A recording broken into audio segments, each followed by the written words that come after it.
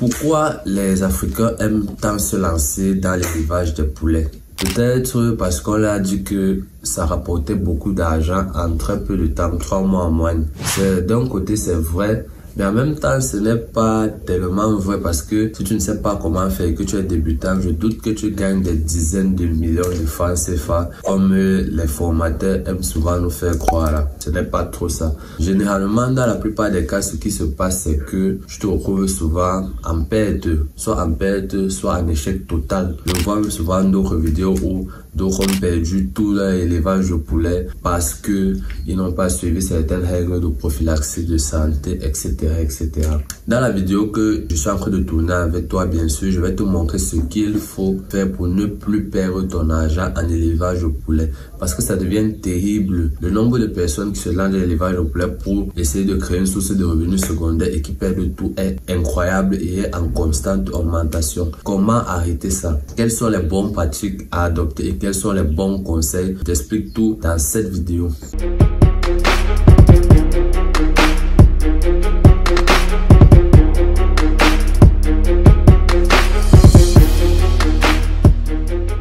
Numéro 1, arrête d'acheter des races étrangères. Comment tu peux vivre au Cameroun, mais tu peux acheter des races, je sais pas, des races allemandes, des races brésiliennes, alors qu'il existe des races adaptées à ton pays? C'est la plus grande erreur que la plupart des nouveaux éleveurs font. Ils tiennent compte du rendement de certaines races, même si ceux-ci sont situés dans des climats différents, dans des localités différentes, alors que ceux-ci ne sont sûrement pas adaptés au climat de la région dans laquelle ils se trouvent, mais ils préfèrent se concentrer sur les races extérieures, les races, les grosses races de poulet qui voient à la télé, machin.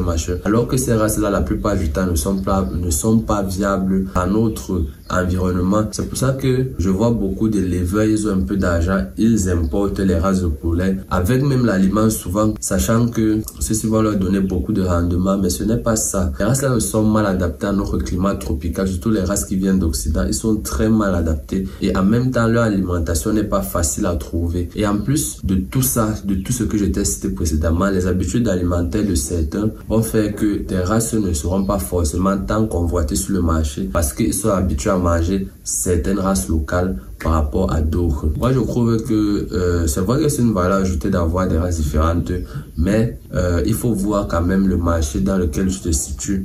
Bien sûr, cette race peut s'écouler sur le marché, en particulier ceux qui viennent de l'étranger peuvent manger ça. Mais si tu veux toucher une grande majorité de personnes se trouvant et qui sont nées dans notre région, je te conseille d'acheter des races locales qui s'écouleront plus vite et qui demanderont moins d'efforts et moins d'argent à entretenir parce qu'on connaît ça, les races étrangères demandent toujours énormément de travail. Donc ça, c'est la première chose à faire pour éviter de perdre ton argent bêtement en élevage de poulet. La deuxième erreur à ne pas faire pour éviter de perdre ton argent, ne donne pas n'importe quoi à manger à tes poulets, ne donne pas n'importe quel aliment à tes poulets.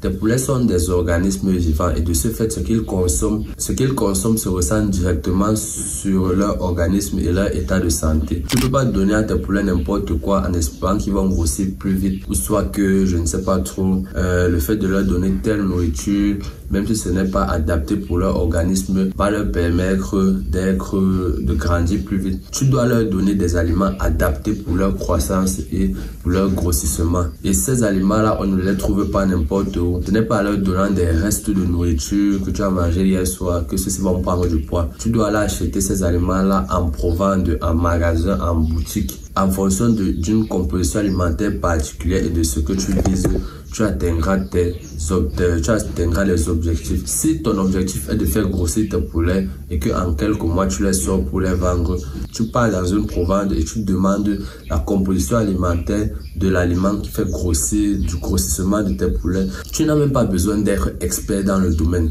Tu pars juste là-bas, demande ce que je viens de te dire là et on va te donner l'aliment qu'il faut, on va te donner le tonnage, on va te donner ce qu'il faut pour faire grossir tes poulets. Et ils sont déjà spécialistes, tu pars juste chez eux, tu commandes l'aliment. Donc c'est un peu ça. Il faut arrêter de donner à tes poulets n'importe quoi. Est-ce que toi tu manges n'importe quoi pour grandir? C'est faux. Tu manges des aliments qui vont te permettre de subvenir à tes besoins nutritifs et c'est la même chose pour tes poulets. Numéro 3, troisième erreur qu'il ne faut pas faire pour éviter de perdre ton argent. Vaccine tes poulets. Vaccine tes poulets. Vaccine tes poulets. J'ajoute même pas. Vaccine tes poulets. Respecte la prophylaxie. Tu connais pas la prophylaxie? Ok.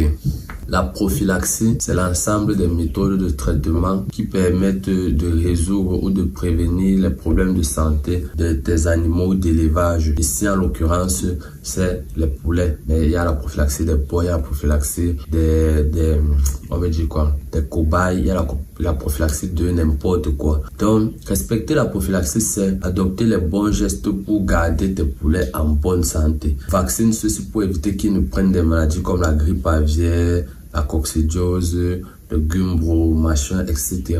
Et ce n'est pas tellement cher si tu as le budget qu'il faut. Parce que quand on se lance dans l'élevage de poulet là, on s'attend à ce que ce soit seulement l'aliment qui ait un certain coût. Il y a certains trucs à côté comme l'équipement, la vaccination qu'il ne faut pas négliger, l'habitat également.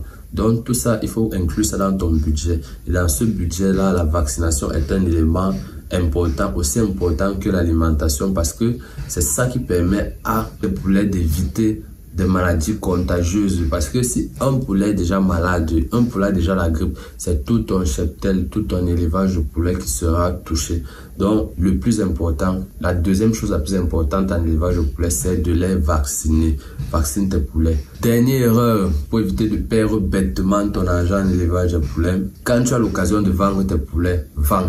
Je répète bien, quand tu as l'occasion de vendre tes poulets, vends. Ce n'est pas parce que tu attends que tes poulets 3 mois ou bien 4 mois pour les vendre que si quelqu'un te propose de les vendre à 2 mois et demi, tu ne les vends pas parce que tu attends d'avoir un argent après machin. Ce n'est pas comme ça que le business fonctionne. Dans le business, surtout en élevage de poulets, il s'agit d'un renouvellement constant. Qu'est-ce que j'entends par renouvellement? Imaginons que tu as acheté 100 poulets et que tu attends de 3 mois et demi pour les vendre. Ça veut dire qu'entre le premier jour qu'ils soient arrivés dans ta ferme et jusqu'au 3e mois et la 2e semaine, tu les entretiens, tu les nourris, tu les vaccines. Bref, tu prends soin d'eux jusqu'au 3e mois et demi. Mais imaginons qu'entre-temps, un restaurateur ou bien un gérant d'hôtel ou bien je ne sais qui est dans la difficulté et il te propose d'acheter tes 100 poulets là au 2e mois. À le 2e mois, qu'est-ce que tu vas faire? Qu'est-ce que tu vas faire, dis-moi? Eh bien, la meilleure chose à faire dans ces cas-là, c'est de vendre tes poulets. Et avec cet argent-là, tu peux racheter un nouveau cheptel de 100 poulets et recommencer le cycle. Et en plus de ça, tu auras une marge que tu auras récolté avec l'achat. Même si l'achat s'est fait très tôt, tu auras quand même un bénéfice. Et avec ce bénéfice-là, tu pourras commencer même avec un cheptel plus grand et ensuite tu pourras avoir beaucoup plus de bénéfices. Donc, il ne faut pas attendre le jour J pour commencer à vendre tes poulets. C'est pour ça que j'aime souvent répéter une phrase que mon professeur de marketing nous avait appris quand je faisais l'école d'agronomie. Qu'il faut vendre avant de produire. Ça veut dire que n'importe quelle chose que tu fais, même si c'est l'élevage, même si tu vends à la boutique, tu dois d'abord faire un petit marketing. Même si tu n'as pas encore la marchandise à la main, tu dois faire un petit marketing avant même que ta marchandise n'arrive. Ça veut dire que même si tes poulets ne sont pas encore au point, tu peux déjà commencer à prospecter. Si tu trouves un acheteur qui est prêt à prendre là, prends, tu vends. Quand tu vends. Imaginons qu'aux dernières semaines de ton élevage, tu ne trouves pas d'acheteur, tu vas faire comment? Alors que quelqu'un t'avait déjà proposé à 2 mois de vendre tes poulets. Ce n'est pas la meilleure stratégie et je ne te déconseille pas ça pour éviter de perdre ton argent bêtement et inutilement. Bon, nous arrivons à la fin de cette vidéo. J'espère qu'elle t'a plu. Dis-moi ce que tu en penses dans les commentaires et n'hésite pas à me contacter si tu as la recherche d'un ingénieur agronome qui peut t'aider sur tes projets. Et dis-moi si tu as besoin d'une fiche technique ou autre, je serai ravi de t'aider. Il suffit de me contacter sur les réseaux sociaux, Facebook, Instagram, WhatsApp. C'était Afaladas de la chaîne AgriBA et je te dis à la prochaine.